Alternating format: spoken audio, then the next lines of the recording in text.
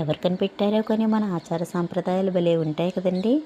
ముక్కనుమ రోజు ప్రొద్దున్నే దేవుణ్ణి ఇలా రథంలో సాగనంపడం భలేగా అనిపిస్తుంది. ఇదిగోండి మా రథం. నేను ఇంకా వీధి చివరి వరకు నడిపించేశాను. కనీసం ఎవరి గుమ్మంలోకి వదిలేద్దామన్నా లేకపోతే ఎవరి రథం తాళల్లోకి కలుపుదామన్నా ఊరుకోరు. అమ్మ మేము దేవుడికి రోజు నైవేద్యాలు పూజలు చేయలేమమ్మా, వీధి మలుపు చూపించేయి అని చెబుతూ ఉంటారండి. ఇంక వీధి మలుపు వరకు రథాన్ని చూపించాలి. చాలు, వీధి మలుపు తిప్పాలి, వీధి మలుపు తిప్పాలి.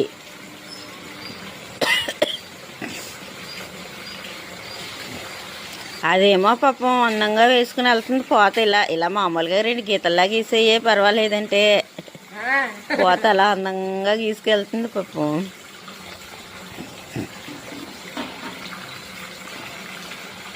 ఇది మేము వేసిన భోగి మంట.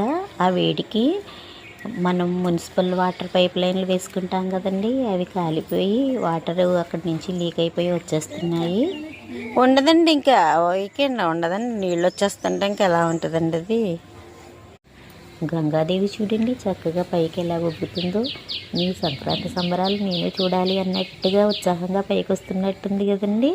బాగు చేయించుకోవాలి మేము. ఆ నీటిలో ఉండదు, నన్ను అలా లైట్గా ఏడ్చుకుని వెళ్ళిపోండి.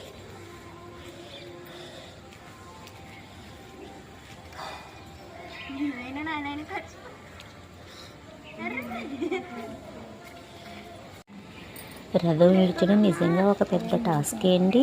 చెప్పాను కదండి, ఎవరు గుమ్మంలోకి వదిలినా ఊరుకోరు, ఎవరు రథంలోకి కలిపినా ఊరుకోరు. ఖచ్చితంగా వీధి మలుపు చూపించాల్సిందే.